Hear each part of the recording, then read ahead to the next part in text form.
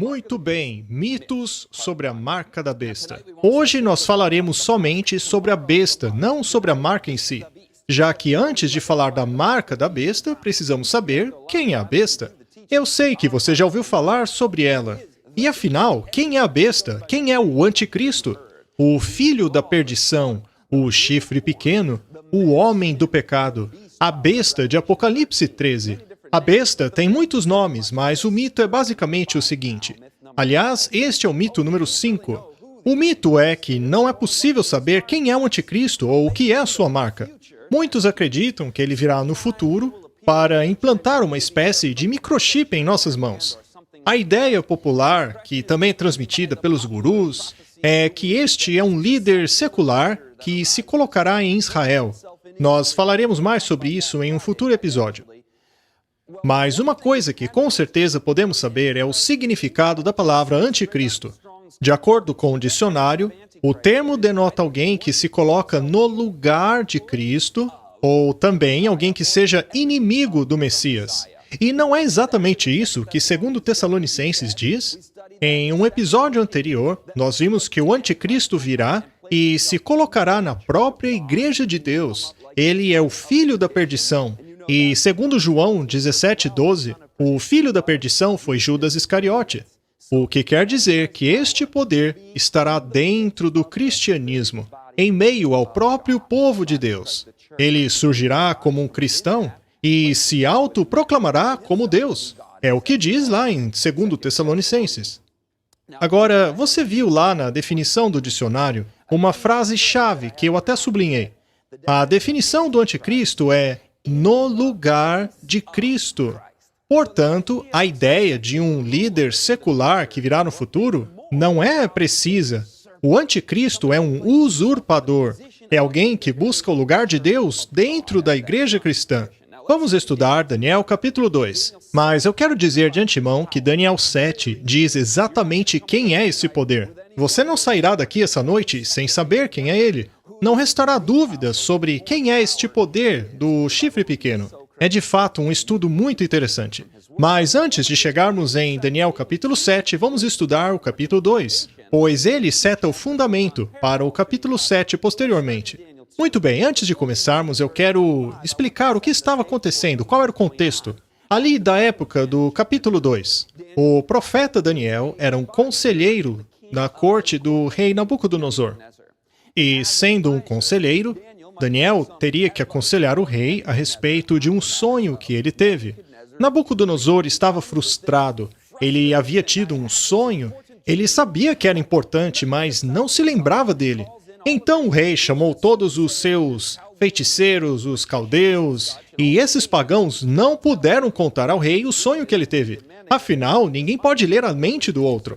O rei, então, fica furioso e ordena a morte de todos eles, o que incluía Daniel e seus amigos. Eles, então, oraram a Deus e pediram ao rei uma chance, pois acreditavam que o Deus do céu lhes daria o significado.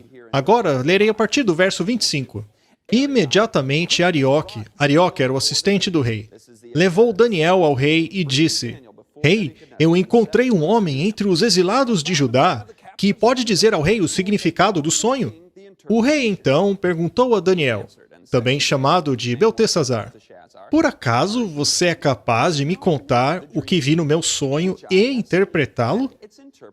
Daniel, então, respondeu na presença do rei: Nenhum sábio, encantador, mago ou adivinho é capaz de revelar ao rei o mistério sobre o qual ele perguntou. Porém, existe um Deus no céu. Não é bonito que ele deu glórias a Deus? Existe um Deus no céu que revela os mistérios. Ele mostrou ao rei Nabucodonosor o que acontecerá nos últimos dias. O sonho e as visões que passaram em tua mente quando estavas deitado foram os seguintes. Você não acha que o rei estava um pouco cético aqui? Será que esse cara aí vai me dizer o que eu sonhei? Será que o Deus dele, de fato, vai dizer o que eu sonhei com a interpretação? Um profeta da nação judaica? Um escravo de Judá? Será que logo ele será capaz de fazer isso? O verso 29 nos diz: Quando estavas deitado, ó rei, tua mente se voltou para as coisas futuras. Ou seja, esta é uma profecia sobre o futuro. E aquele que revela os mistérios te mostrou o que vai acontecer. Mas, quanto a mim, esse mistério não me foi revelado porque eu tenha mais sabedoria do que os outros homens, mas para que tu, ó rei, saibas a interpretação e entendas o que passou pela tua mente. Tu olhaste, ó rei, e diante de ti estava uma grande estátua. Uma estátua enorme e impressionante, e sua aparência era terrível. A cabeça da estátua era feita de ouro puro. O peito e o braço eram de prata. O ventre e os quadris eram de bronze. As pernas eram de ferro e os pés eram parte ferro e parte barro. Enquanto estavas observando, uma pedra soltou-se sem auxílio de mãos. Perceberam um detalhe aqui? Sem auxílio de mãos. Vocês conseguem pensar em algum outro lugar da Bíblia em que uma pedra foi cortada sem auxílio de mãos? Os 10 mandamentos, não é mesmo? Portanto, este é um ato divino. E aquela pedra atingiu a estátua nos pés de ferro e de barro e os esmigalhou. A pedra destruiu a estátua. Então o ferro, o barro, o bronze, a prata e o ouro foram despedaçados, viraram pó, como o pó da debulha do trigo na eira durante o verão. E o vento os levou sem deixar vestígio. Mas a pedra que atingiu a estátua tornou-se uma montanha e encheu toda a terra. Ela tomou conta do planeta inteiro. Essa é a melhor parte, nós já vamos voltar a ela. Mas agora eu quero que vocês vejam uma representação gráfica do sonho, da estátua do sonho de Nabucodonosor. Foi algo muito parecido com isso que o rei sonhou. A cabeça era de ouro, o peito e braços de prata, os quadris de bronze, as pernas de ferro e os pés parte de ferro, parte de barro. Agora, a partir do verso 36, vamos ver o significado do sonho. Este foi o sonho, e agora nós o interpretaremos para o rei. O Deus que lê a sua mente também pode dar significado à sua vida. É um simbolismo. O mesmo Deus que sabe dos nossos pensamentos também pode dar sentido às nossas vidas. É por isso que devemos adorá-lo. Mas, enfim, qual é o sentido do sonho? Tu, ó rei, és rei de reis. O Deus do céu concedeu-te domínio, poder, força e glória. Nas tuas mãos ele colocou a humanidade, os animais selvagens e as aves do céu. Onde quer que vivam, ele fez de ti o governante de todos. E agora as próximas 6 palavras dão o sentido da cabeça de ouro. Tu és a cabeça de ouro. A cabeça de ouro simboliza o reino de quem? O reino de Nabucodonosor. Você, que tem domínio sobre todos os animais da terra, sobre toda a humanidade, este reino é representado pela cabeça de ouro. E Nabucodonosor sabia muito bem que o reino dele era o mais rico do planeta. Ele gostou disso. A Babilônia foi o reino mais rico de todos. Se você pesquisar a quantidade de ouro que havia naquela cidade, é inacreditável. E é claro, ele achava que o reino dele ia durar para todo sempre. De acordo com os achados arqueológicos, os babilônicos achavam que o reino ia durar para sempre. Afinal, era o reino mais poderoso de todos, não tem como ele cair. E ele certamente gostou dessa parte do sonho, mas veja como ele continua. Ali no verso 39 diz: mas depois do Senhor... Eu acho que Nabucodonosor não gostou de ouvir essas palavras. Você vai ver que nos próximos capítulos, Nabucodonosor seria humilhado. Nós vamos falar sobre isso daqui a pouco. Mas depois de você, surgirá um outro reino, inferior ao seu. Espera um pouquinho, quer dizer que vai ter um outro reino depois do meu? Bem, isso é profecia, e Deus sabe o futuro. Vamos dar uma olhada nas primeiras 2 imagens aqui. Veja, está lá na tela. A Babilônia reinou soberana neste período, mas depois da Babilônia, de fato, outro reino surgiu. E a história define esse reino como o reino da Medo-Pérsia. E a história nos diz quem foi o conquistador que conquistou a Babilônia.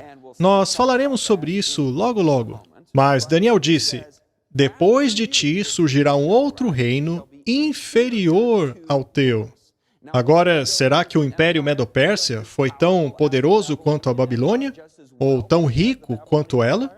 Bem, eles a conquistaram, mas jamais foram tão ricos quanto ela. Mas quem a conquistou? Foi Ciro o Grande.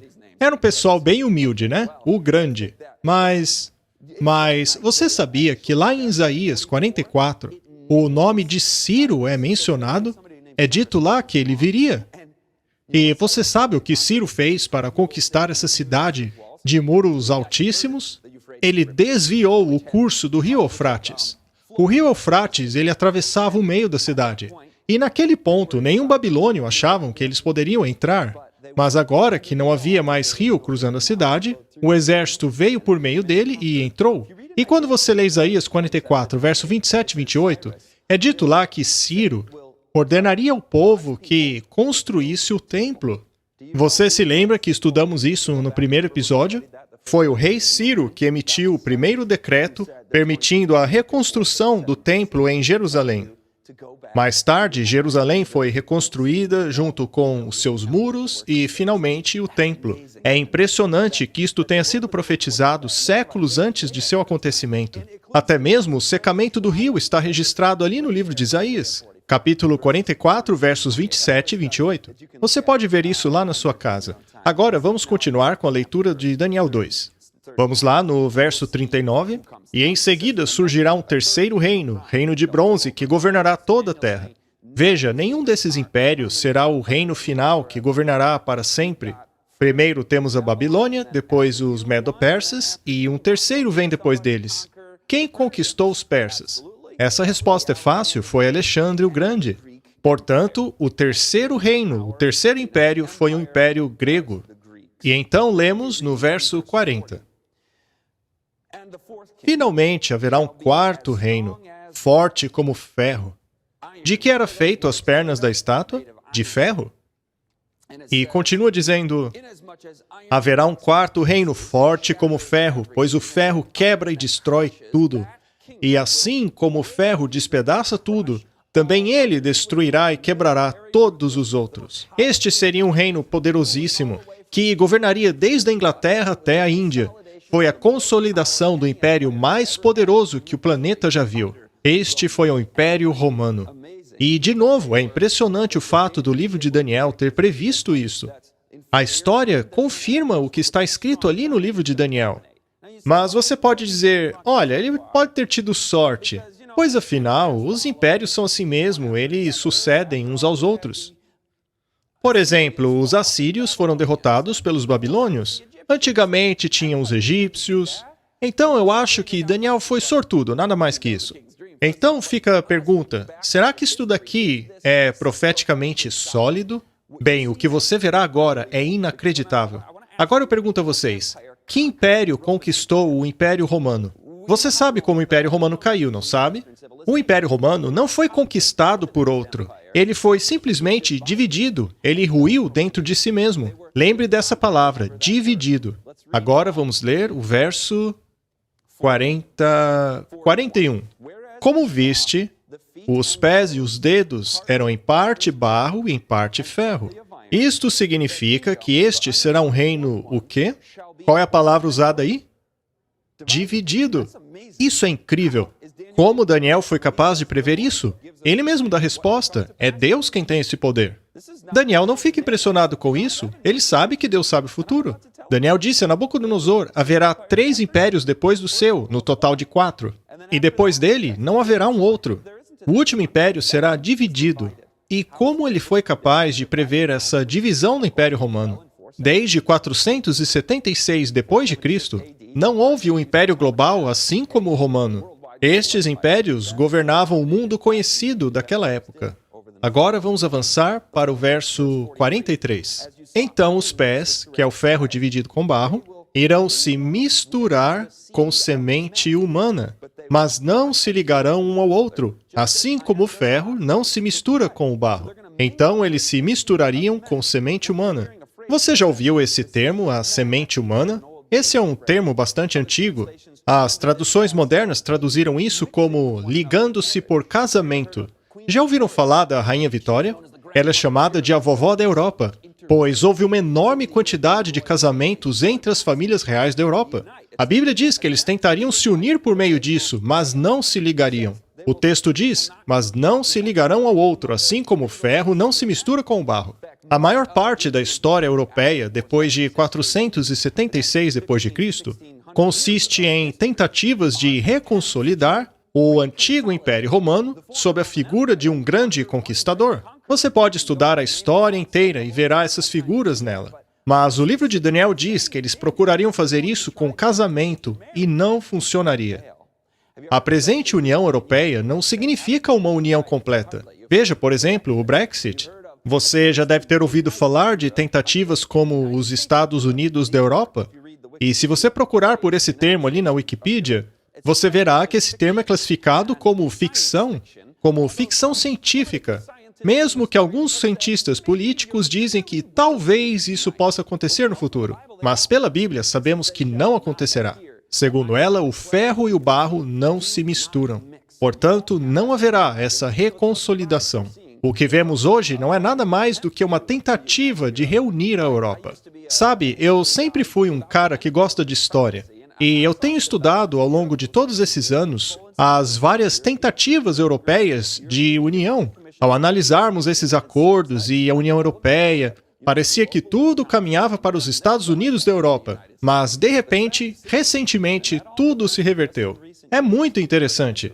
Agora, eu queria que vocês dessem uma olhada no prédio do Parlamento Europeu. Veja como o prédio do Parlamento se parece muito com essa clássica pintura da Torre de Babel. Será que é só coincidência? Eu acho que não. Eles estão tentando reverter aquilo que Deus fez na Torre de Babel. Agora vamos lá, verso 44 e 45, é a melhor parte. E na época desses reis, ou seja, Roma dividida, após 476, o Deus dos céus estabelecerá um reino que jamais será destruído. Nunca será dominado por nenhum outro povo.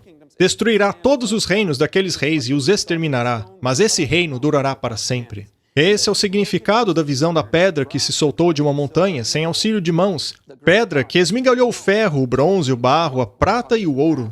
O Deus poderoso mostrou ao rei o que acontecerá no futuro. O sonho é verdadeiro e a interpretação é fiel. Não é incrível? Hoje temos o privilégio de olhar para trás na história e... Uau! Como isso é possível? Ora, com Deus tudo é possível. Isso não é difícil para ele. Ok, esta é a lista dos impérios de Daniel.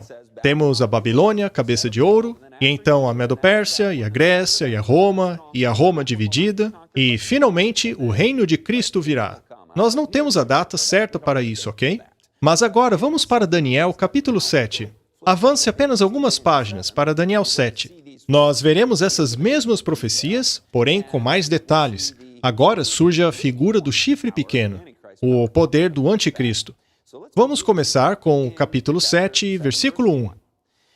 E no primeiro ano de Belsazar, rei da Babilônia, ou seja, agora já estamos em outro rei babilônico, Belsazar.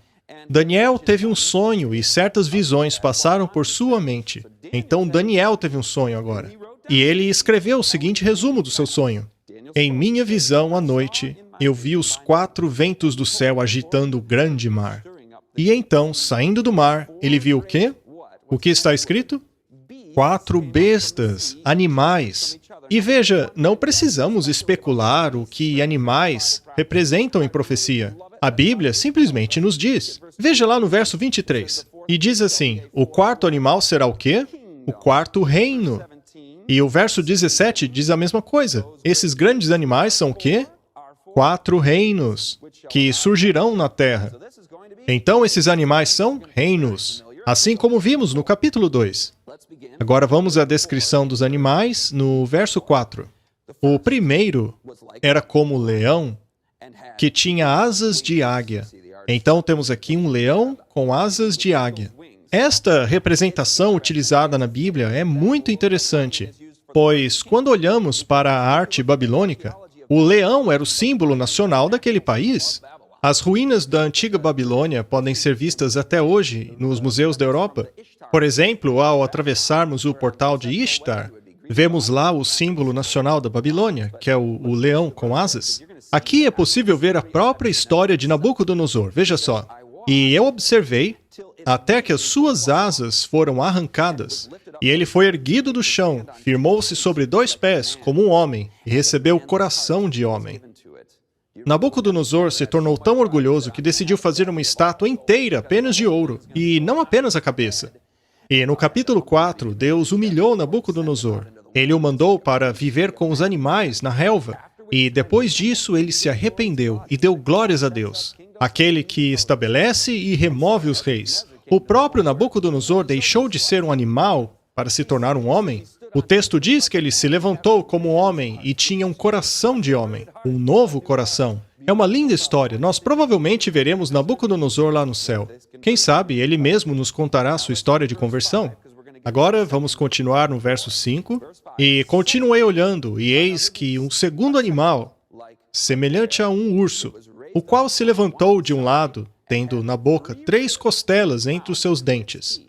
E foi-lhe dito, levanta-te, devora muita carne. Então este surgiu logo depois da Babilônia, de repente. Foi o que a Bíblia disse, depois de você aparecerá um outro, que surgiu de repente para conquistar aquele império.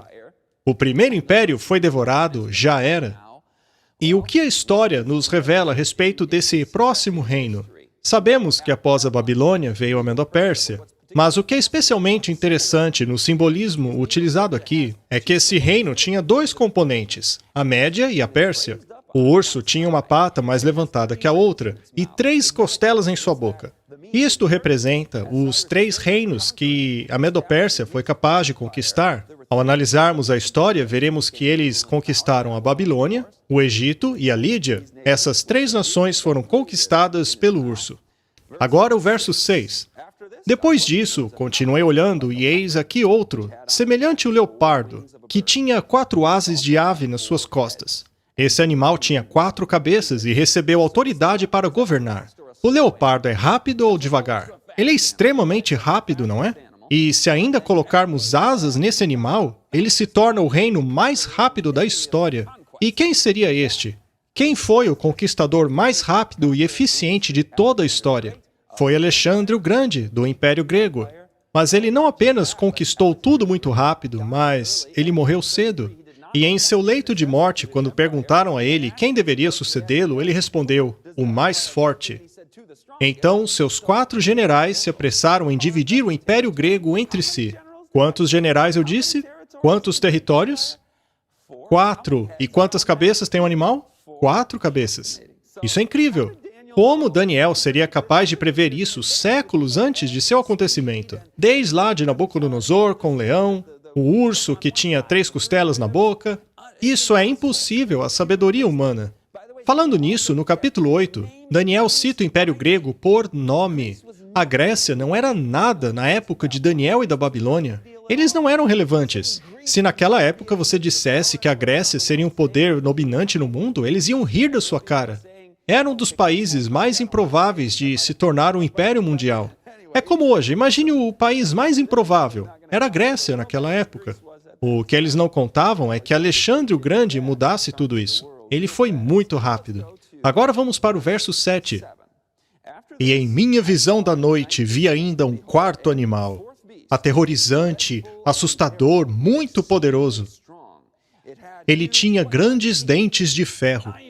Dentes de ferro, assim como as pernas da estátua, que também é o reino número 4, e despedaçava, pisoteava suas vítimas, destruindo tudo que sobrava. Era diferente de todos os animais anteriores e tinha 10 chifres. Assim como as pernas de ferro, esse animal tinha os dentes de ferro. E diz aqui que ele arrebentava com tudo. Assim como vimos lá em Daniel 2, esse é o 4º império em sucessão. Desde lá da Babilônia até o Império Romano. Agora, o resto do verso é muito interessante, pois lá é dito que ele tinha 10 chifres. 10 chifres, mas o que são esses chifres? Eu acho ótimo que a palavra de Deus sempre nos deixa as coisas claras. Vamos lá para o verso 23. Ele começa dizendo o que é a 4ª besta. Vamos lá, verso 23. Diz assim, e o 4º animal é um 4º reino.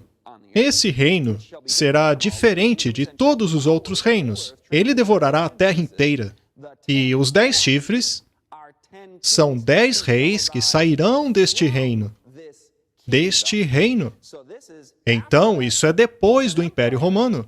Haverá 10 reis que surgirão deste reino. Não é interessante, pois quando vemos os pés da estátua, de ferro e barro, que não se ligavam um ao outro, tínhamos Roma dividida, e aqui temos uma multiplicidade de reinos, ao invés de um único reino poderoso. Se trata dos 10 reis, lá do Império Romano Ocidental. Muitas das nações europeias modernas surgiram a partir desta divisão em 476 d.C. Essas tribos eram mais autônomas. Agora, isto aqui, que está tão claro na Bíblia, bem, você pode dizer, eu nunca ouvi isso antes. Isso não é algo novo que foi inventado agora? Veja, eu vou mostrar algo muito interessante. É o ensino bíblico esculpido na pedra. Ora, como assim?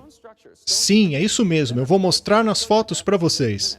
Sabe, na capital do protestantismo, lá em Nuremberg, na Alemanha, foram feitas 4 imagens de pedra. Foram feitas para representar esses 4 animais, bem lá em cima, na entrada de um edifício. Agora, enquanto vocês observam, conseguem perceber um leão? Um leão com asas de águia?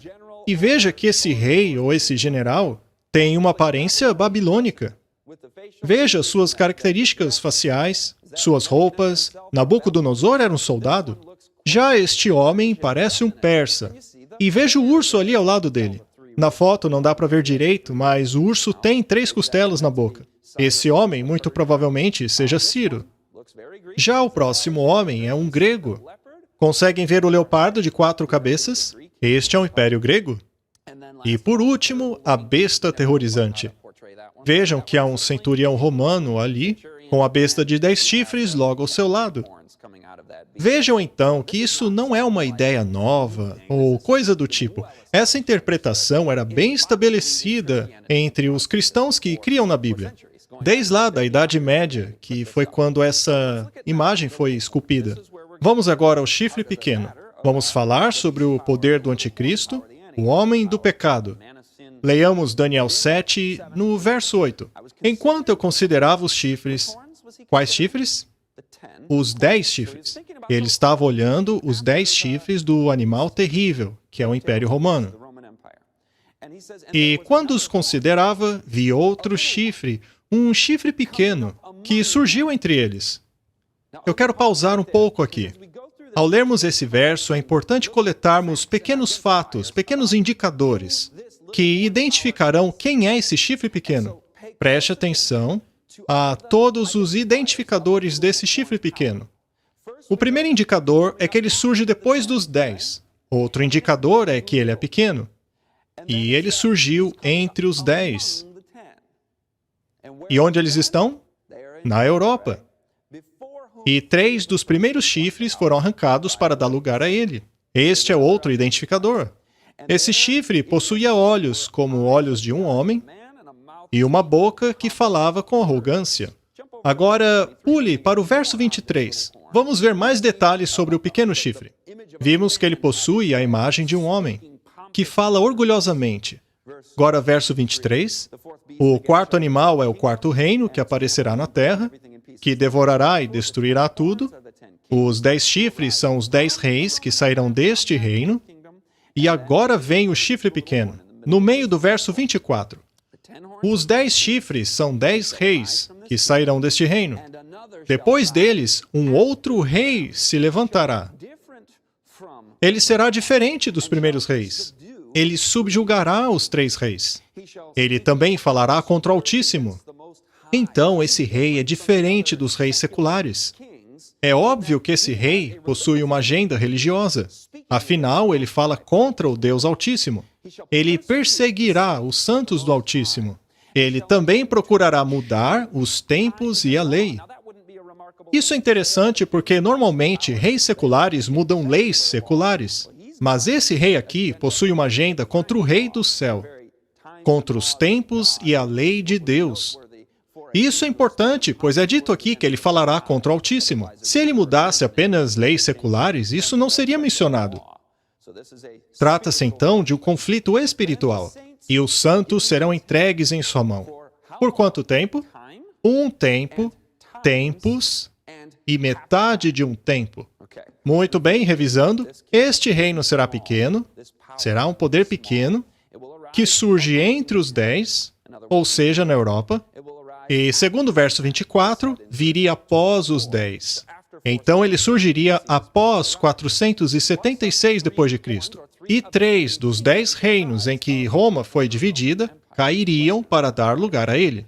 Ele tem olhos e boca de homem, é um poder religioso que fala palavras orgulhosas e blasfemas, persegue o povo de Deus, muda os tempos e a lei, e governaria por um tempo, tempos e metade de um tempo. Agora nós veremos cada um desses indicadores. Vamos lá. O que é um tempo, tempos e metade de um tempo? Vamos começar por esse indicador. Afinal, o que é tempo, tempos e metade de um tempo? Muito bem. Tempo, tempos e metade de um tempo significa um ano, e apesar de não ser mencionado o número exato, tempos representa pluralidade. Então, segundo o contexto da língua original, consideraremos 2 anos. A metade do tempo seria meio ano. Um tempo significa um ano. Deus disse a Nabucodonosor que 7 tempos passariam sobre ele. Sabemos que são 7 anos. Então, tempo, tempos e metade de um tempo é 1 ano, 2 anos e metade de um ano. Depois da continha básica, temos 3 anos e meio. Você já ouviu esse número antes? Está lá em Apocalipse 13. No 12 também. Nesses capítulos, eles são chamados de 42 meses, o que dá um total de 1.260 dias. 1.260 dias é exatamente 3 anos e meio no calendário judaico, que, por sua vez, é a mesma coisa que 42 meses. 42 meses são exatamente 1.260 dias, ou seja, um tempo, 2 tempos e metade de um tempo. Isso é o tempo exato de domínio desse chifre pequeno. Fica fácil de achar ele na história agora. Apenas com essas características e estudando a história secular, sem usar a Bíblia ou nada religioso, apenas com o estudo secular da história, já podemos identificar quem é o chifre pequeno. Quem é o pequeno reino que surgiu na Europa depois do ano 476? Apenas um poder se encaixa aqui. Todos os protestantes que criam na Bíblia no século XVI, XVII e XVIII acreditavam desta maneira. Esta era uma doutrina universal do protestantismo, assim como a da salvação pela fé, pelos méritos de Cristo. Doutrinas essas que deram início à reforma protestante. Mas essa ideia do anticristo, apesar de parecer meio controversa hoje em dia, era a ideia adotada na época. Ao longo de todo o protestantismo, era a ideia vigente em termos de história também. É simplesmente um registro histórico. Vamos lá, de novo. Esse reino é um reino pequeno em seu escopo geográfico, que surgiu após 476 na Europa. Que reino é esse? É o Vaticano. O papado, o estado da Igreja Romana. Ele é geograficamente pequeno e surgiu depois de 476, após a divisão do Império Romano Ocidental. Em 538 d.C., caiu a última tribo bárbara que oferecia resistência ao domínio e supremacia do bispo de Roma. Isso é muito interessante. Segundo o identificador, quantos reinos foram subjugados para que pudesse reinar o chifre pequeno? 3 reinos, e o último foi subjugado em 538. Também é o fato de o imperador secular Justiniano ter proclamado o bispo de Roma como o cabeça de todas as igrejas. Portanto, o poder secular do papado foi estabelecido em 538. Já havia um bispo em Roma, já havia heresia surgindo dentro do cristianismo, mas foi somente após 538, quando o último dos 3 reinos bárbaros foi subjugado, que aliás foram os érulos, os vândalos e os ostrogodos, é que a supremacia papal foi finalmente estabelecida. Muito bem, vamos fazer um pouco de matemática? Pode ser que você não gostasse de matemática na escola, mas agora você vai gostar. Vamos verificar se a Bíblia está correta em relação ao tempo que este poder governaria. Porque todos os identificadores precisam bater. Tudo bem que esse poder preenche os primeiros, mas ele deve se encaixar em todos. Queremos ter certeza. Vamos lá, 538 d.C. dá 541 ou 42 d.C. Ora, mas o papado reinou muito mais que isso, não é verdade? Vocês se lembram de Daniel 9? em que os 483 dias até que o Messias chegasse não eram literais? Na verdade, eram 483 anos. Quando contamos 483 anos a partir da ponto de partida, terminamos em 27 depois de Cristo, exatamente como a profecia diz. Em profecia, um dia representa um ano. Sabemos disso através de Ezequiel 4, verso 6, Números 14, 34, e podemos ter certeza disso, porque essa matemática funciona direitinho em Daniel capítulo 9. Lá a Bíblia diz que ele seria cortado não por si mesmo, lá no meio daqueles 7 anos. O sacrifício terminaria nesse período.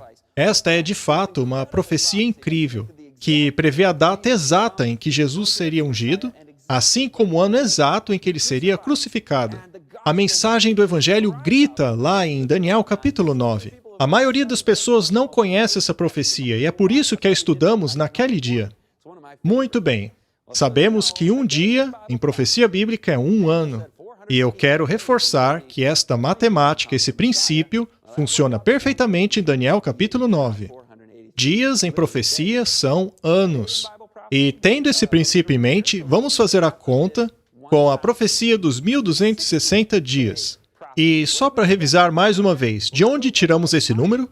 Tiramos de tempo, tempos e metade de um tempo, que é o mesmo que 42 meses, que por sua vez é o mesmo que 1260 dias. E agora, ao considerarmos aquele princípio, sabemos que 1260 dias são, na verdade, 1260 anos. Ok? Muito bem. 538 depois de Cristo. Agora avance no tempo 1260 anos. Em que data chegamos? Chegamos no ano 1798. Será que alguma coisa aconteceu ao papado em 1798? É claro, nesta época Napoleão estava varrendo a Europa. Ele invadiu a Itália, o Vaticano, e então seu general, Berthier, literalmente aprisionou o Papa. Isso aconteceu em 1798, exatamente 1260 anos após a supremacia papal ter sido estabelecida. Lá atrás, em 538. Isso não deixa claro que Daniel realmente era um profeta de Deus? A Bíblia é realmente um livro confiável. Vamos continuar. Bem, já falamos sobre a derrota dos 3 reis. Mas a Bíblia diz que ele tem olhos e bocas de homem, e também que este poder é um poder religioso. E, mais uma vez, isto bate perfeitamente com o papado. Já em relação ao identificador número 7, que diz que ele falava coisas orgulhosas, temos primeiro que saber o que é blasfêmia. De acordo com a Bíblia, há 2 definições de blasfêmia. Uma delas está em João 10, verso 33. Os judeus responderam a ele dizendo: "Não queremos apedrejá-lo por boas obras, mas por blasfêmia, pois você, sendo homem, se faz Deus." Lembra que Jesus disse que antes de Abraão, eu sou? Acontece que Jesus é Deus, então isso não foi blasfêmia. Agora, se um homem comum disser que está na posição de Deus e que ocupa o lugar de Deus, isto sim seria uma grande blasfêmia. Afinal, era exatamente isso que Lúcifer queria no céu. E será que o papado romano fez uma declaração como essa? Veja o que o Papa Leão XIII disse. Segundo ele, o professor supremo da Igreja é o Pontífice Romano. A união de mentes, portanto, requer, juntamente com perfeita união e uma fé, agora preste atenção, submissão completa e obediência à Igreja e ao Pontífice Romano como ao próprio Deus. Eu acho que mais claro é impossível, não é? Ele disse que devemos obedecê-lo como ao próprio Deus e afirmou ocupar nesta terra o lugar do Deus Todo-Poderoso.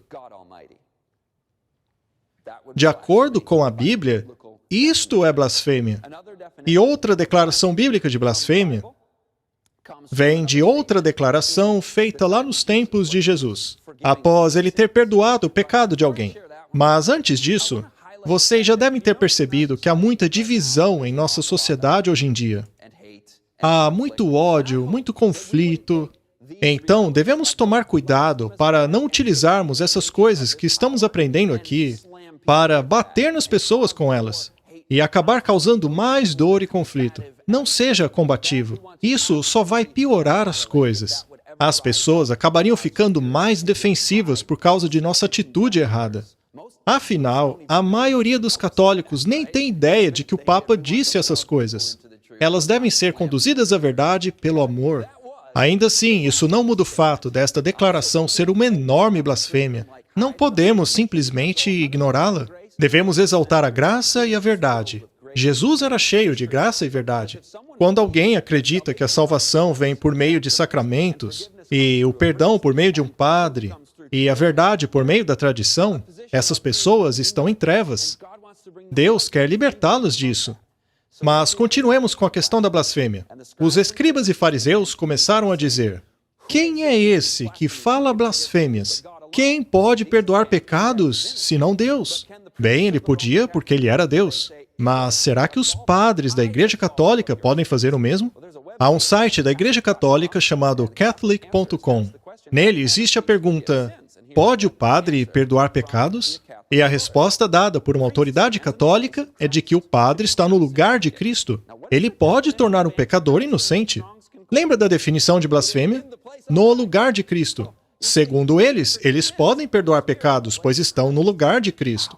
A Bíblia, no entanto, diz que há apenas um mediador entre Deus e os homens.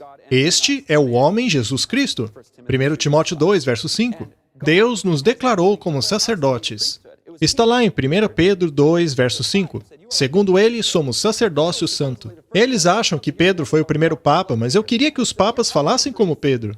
Desse jeito, eles não diriam que homens podem conceder perdão às pessoas. O perdão vem apenas por meio de Jesus Cristo.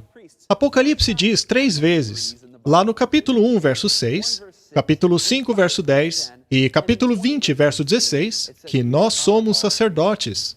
Temos mais declarações do reverendo Anthony O'Brien. Está lá em A Fé de Milhões. Ele é um doutor da igreja, um padre.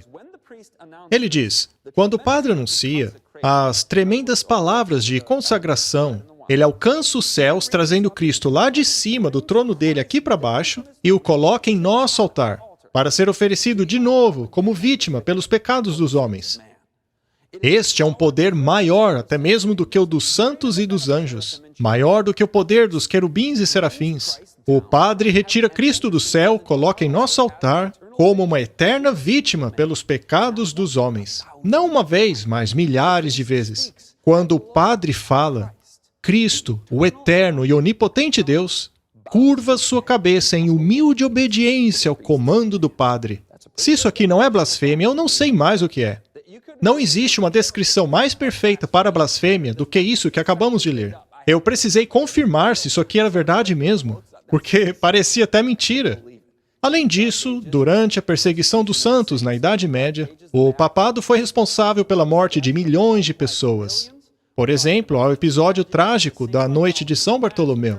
Os números ao longo dos séculos chegam a 120 milhões de pessoas que morreram por questionarem o ensinamento e autoridade do Papa. Hoje mesmo na Europa podemos visitar esses locais onde os mártires morreram. É uma história triste, mas que confirma mais um identificador da profecia bíblica. O chifre pequeno também tentou mudar os tempos e a lei. Bom, ele tentou, porque ninguém pode de fato mudar a lei de Deus. Para isso, você precisaria ir lá no céu e começar a quebrar a lei lá mesmo. E é óbvio que morreríamos imediatamente ao tentar fazer isso. Isso, na verdade, é outra definição de blasfêmia. E, aliás, você se lembra quem apagou o segundo mandamento? Foi o papado, está lá no site do Vaticano. Ele quis alterar os mandamentos originais. Ele apagou o segundo mandamento, aquele que proíbe a adoração de ídolos. Vimos também que no passado a imagem do rei Júpiter foi simplesmente transformada na imagem de Pedro. Vimos declaração após declaração a respeito da mudança do sábado. Eles quiseram mudar os tempos e a lei, especialmente a lei relacionada ao tempo estabelecido por Deus lá no Éden. Vimos claramente que a Bíblia determina o 7º dia como sendo sábado. Você pode lê-la do começo ao fim e não vai achar nada que ordene a mudança da santidade do 7º dia para o 1º dia. Quem fez isso foi o papado. Foi ele que criou esse novo mandamento ordenando a guarda do domingo.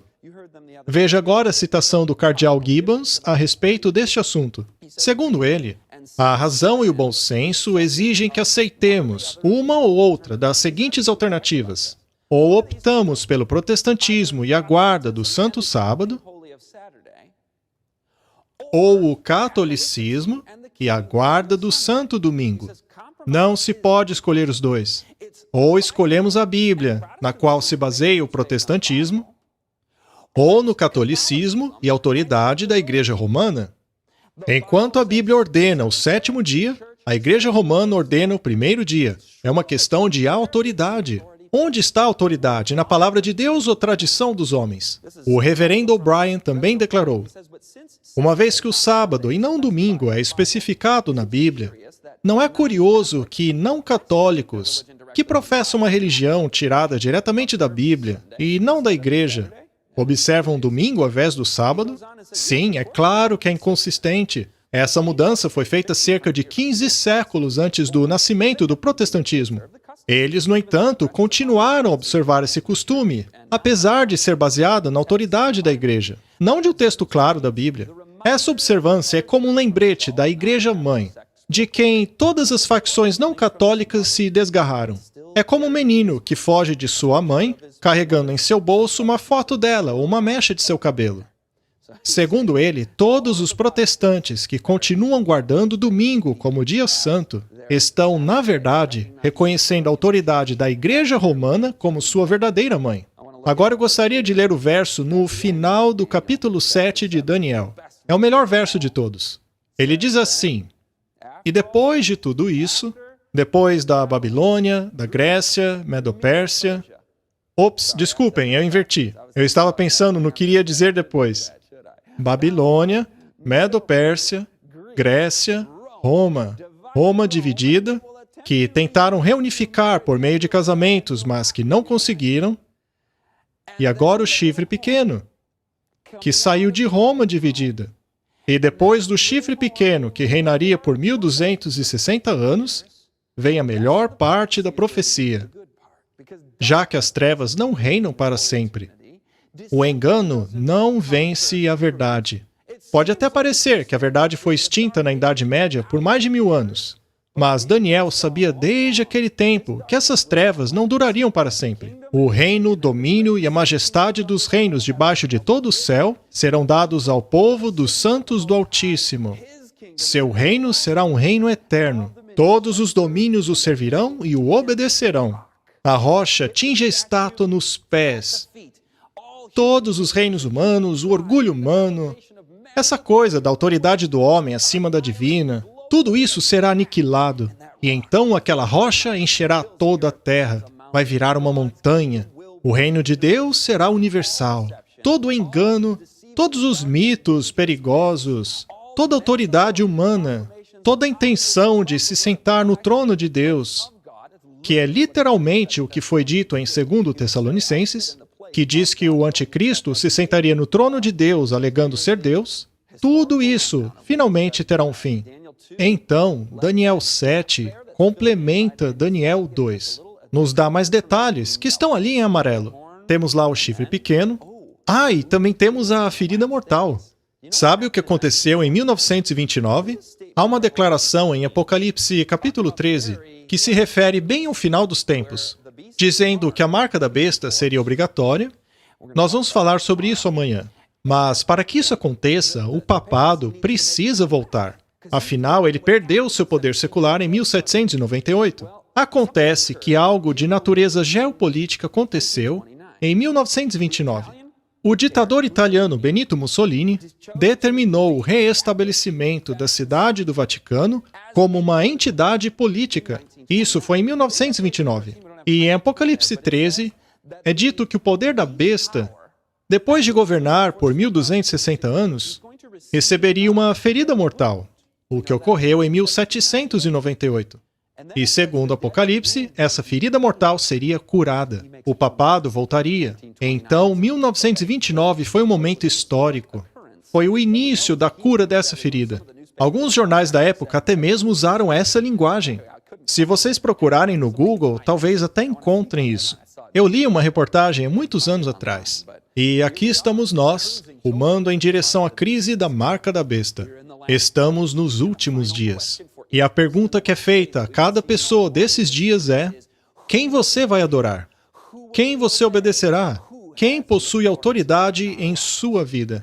Precisa ser a palavra de Deus, não a minha vontade, não a tradição humana. Queridos, Jesus está voltando. Ele está voltando. Podemos ver isto em todos os sinais. Todos estão se intensificando. Sabe, eu faço a mim a pergunta que fiz a você agora há pouco. Será que há qualquer coisa entre Jesus e você? Qualquer coisa que o está impedindo de entregar-se totalmente a Ele e aos seus requerimentos? Talvez você não acredite em santos. Talvez não se confesse a padres. Talvez não exista um ídolo entre você e Jesus. Mas se houver, você precisa abandonar essas coisas e entrar em contato direto com Jesus. Direto a Jesus. Ele é o seu sacerdote. Mas, seja lá qual for o seu passado, será que existe qualquer coisa em sua vida impedindo essa firme conexão, essa caminhada com Deus, assim como Enoque caminhou? Você sabe, Enoque foi para o céu sem ver a morte. Assim como ele, haverá muitos vivos quando Jesus voltar. E se estivermos prontos, se tivermos sido purificados, se tivermos caminhado com Jesus, assim como Enoque, porque afinal, a vida eterna é isso, é conhecer a Deus. É nos entregarmos completamente a Ele, não somente na questão do sábado, mas em todas as coisas. Senhor, eu quero fazer a Tua vontade. Eu quero me deleitar em Sua lei. Quero conhecer Jesus Cristo. Agora você conhece o Anticristo, mas você conhece o Cristo? Você precisa conhecê-lo. Tome a decisão agora. Entregue-se em seu altar. Diga, sou teu, Senhor. Querido Deus, desejamos nos entregar 100% ao Senhor. Entregamos nossas vontades pessoais, autoridades humanas, as coisas que gostamos e que não gostamos. Abrimos mão de tudo isso, queremos fazer a Tua vontade. Que tudo aquilo que esteja entre nós, Senhor, seja removido por Ti, por favor, Senhor, para assim caminharmos contigo. Em nome de Jesus, amém.